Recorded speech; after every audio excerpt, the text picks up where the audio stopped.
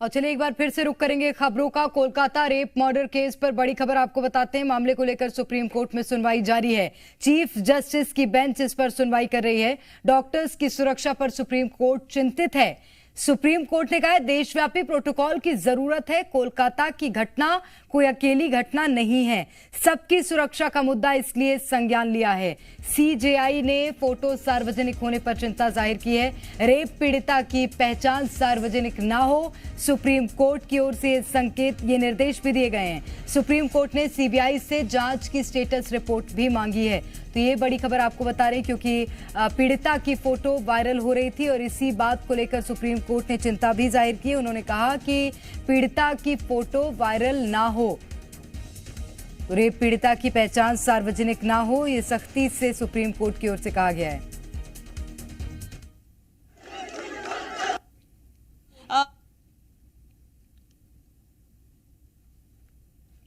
कैसे अलाउ किया वहां पर लोगों को जाने को और किस तरह से भीड़ वहां पर घुस गई। इस पूरे मामले में अब सीजीआई ने सीबीआई को ये कहा है, चीफ जस्टिस ने, कि वो जांच की प्रगति के बारे में जो अब तक की स्टेटस रिपोर्ट है वो गुरुवार तक सौंप दें और साथ ही साथ नेशनल टास्क फोर्स जिसका हमने जिक्र किया कि उसका गठन किया जा रहा है सुप्रीम कोर्ट की ओर से, जिसमें अस्पताल में डॉक्टर्स की सुरक्षा को सुनिश्चित करने की बात से जुड़े जो सुझाव हैं वो दी।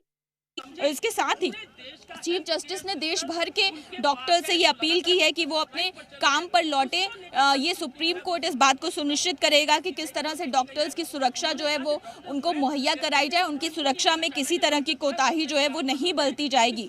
तो चीफ जस्टिस ऑफ इंडिया की ओर से ये भी कहा गया है, डॉक्टर्स से ये अपील की गई है कि अपने काम पर लौटे, क्योंकि डॉक्टर्स जो बीते एक हफ्ते से भी ज़्यादा समय से जो धरने पर बैठे हैं, लगातार अपने लिए इंसाफ की मांग कर रहे हैं, अपने साथियों के लिए इंसाफ की मांग कर रहे हैं, उसके चलते कई मरीजों को जो अस्पतालों में अलग अलग आने जाने वाले लोगों को भी काफ़ी दिक्कतों का सामना करना पड़ रहा है। तो एक और डॉक्टर से अपील की गई है, वहीं दूसरी ओर चीफ जस्टिस ने यह भी कहा है कि नेशनल टास्क फोर्स का गठन किया जाए, एक स्टैंडर्ड प्रोटोकॉल जो है वो बनाया जाए ताकि अस्पतालों में डॉक्टर्स की सुरक्षा जो है वो सुनिश्चित हो सके। जी निश्चित रूप से तो सुप्रीम कोर्ट ने यह अपील भी डॉक्टर्स से की है कि वो अपने काम पर लौटें, उनकी सुरक्षा को सुप्रीम कोर्ट सुनिश्चित करेगा। तो अब ये इस विषय पर जरूर ध्यान दिया जाएगा कि डॉक्टर्स की सुरक्षा के लिए क्या आगे किया जा सकता है, क्योंकि सीजीआई ने खुद इस मामले में सुनवाई की है और अभी भी ये जो सुनवाई है जारी है। ये बड़ी खबर इस वक्त हम आपको बता रहे हैं, जहां पर कोलकाता रेप मर्डर केस के बाद अब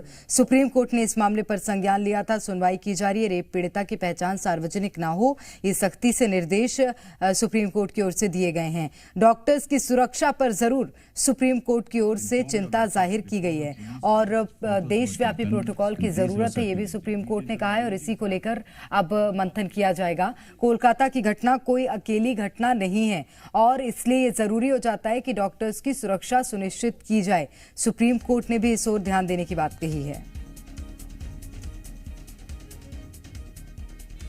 ऐसे मामलों में कम से कम प्रोटेक्ट ना करें, तो कहीं ना कहीं सुप्रीम कोर्ट इस मामले को संज्ञान लेकर एक सख्त निर्देश है। देखिए जिस तरह से डॉक्टर्स के काम करने की जो अवधि होती है उसमें उनके रेस्ट रूम की व्यवस्था कैसे होनी चाहिए, एक एजेंसी बनाने की गठन करने की बात की जा रही है, नेशनल चीज़। और साथ साथ सीबीआई पर भी, सीबीआई के पास जो भी रिपोर्ट्स है वो रिपोर्ट आप थर्सडे तक सौंप दीजिए ताकि उसके बाद फिर सुनवाई होगी कि आखिर क्या स्टेटस है। देखिए कहीं ना कहीं प्रिंसिपल पर गाज गिरना तय है। जो प्रिंसिपल को गिरफ्तार तो किया गया है, लेकिन जिस तरह से प्रिंसिपल की एक्टिविटी रही है उस पर सुप्रीम कोर्ट ने सीधा एक सवाल खड़ा किया है कि पहले उन्होंने हत्या का मामला ही दर्ज नहीं किया, उन्होंने कहा कि सुसाइड का मसला था, परिवार वालों को बॉडी नहीं देखने देना, फिर तमाम सारी जो चीज़ें इसको लिपापोती की जिस तरह से कोशिश की गई है। और जो गैप में ये एक आरोप लग रहा है कि क्या ममता बनर्जी के इशारे पर ये सब कुछ किया गया, क्या ममता बनर्जी चूंकि चीफ मिनिस्टर ही नहीं होम मिनिस्टर भी है और साथ साथ हेल्थ मिनिस्टर भी है राज्य की, तो तीनों जिम्मेवारी उनके साथ आती है। तो क्या कहीं से बातचीत की वजह से प्रिंसिपल ने मामले को डिले किया, क्योंकि प्रिंसिपल की नीयत पर शक है और सुप्रीम कोर्ट बार बार प्रिंसिपल के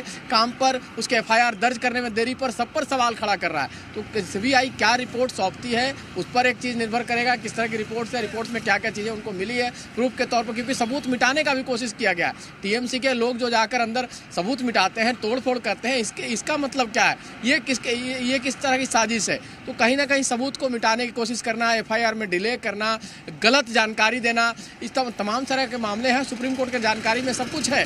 अब देखिए सीबीआई की रिपोर्ट आ जाए थर्सडे को, और साथ साथ जो सुप्रीम कोर्ट ने एक एजेंसी के गठन की बात की है जिसके आधार पर जो डॉक्टरों की सुरक्षा का मसला है, चाहे डॉक्टरों का जो शेड्यूल है उसको कैसे रेगुलराइज किया जाए, उस पर ये बड़ी खबर है। क्योंकि पूरे देश भर में देखिए एक केस से कई सारे चीज़ें की सहूलियत मिलती है। तो अब एक जांच एजेंसी बनेगी जो जांच करेगी और बताएगी कि डॉक्टरों को क्या क्या चीज़ की ज़रूरत है, किस चीज़ की सहूलियत मिलनी चाहिए, उसके आधार पर कहीं ना कहीं ये सारी चीज़ें होंगी। तो आज के डेट में मान के चलिए कि सुप्रीम कोर्ट बहुत सख्त है। सुप्रीम कोर्ट ने बंगाल सरकार पर अभी तक तो कुछ निशाना नहीं साधा है, लेकिन सुप्रीम कोर्ट ने प्रिंसिपल जो है खासतौर पर उस कॉलेज, मेडिकल कॉलेज में, उनको निशाने पर लिया है। और उसके साथ साथ जैसे ही रिपोर्ट आएगी हो सकता है कि बंगाल सरकार भी कटघरे में खड़ा हो और बंगाल सरकार को लेकर सीबीआई की रिपोर्ट के आधार पर उनके खिलाफ कोई सख्त कार्रवाई भी की जा सकती है सुप्रीम कोर्ट की तरफ से। लेकिन इन सब में महत्वपूर्ण ये है कि अब प्रिंसिपल की भूमिका भी संदेह के दायरे में है और उस पर भी जांच पड़ताल की जाएगी। अभी हिरासत में लिया गया है, न्यायिक हिरासत है, लेकिन अब और बेहतर ढंग से जांच पड़ताल इस पूरे मामले पर की जाएगी। कोलकाता रेप मर्डर केस से जुड़ी आपको बड़ी खबर बता रहे हैं, जहां पर अब सुप्रीम कोर्ट सख्त नजर आ रहा है। सबकी सुरक्षा का मुद्दा सुप्रीम कोर्ट की ओर से भी उठाया गया है, क्योंकि डॉक्टर्स की सुरक्षा अब आगे किस तरह से होगी, इस पर भी रणनीति बनाई जा सकती है।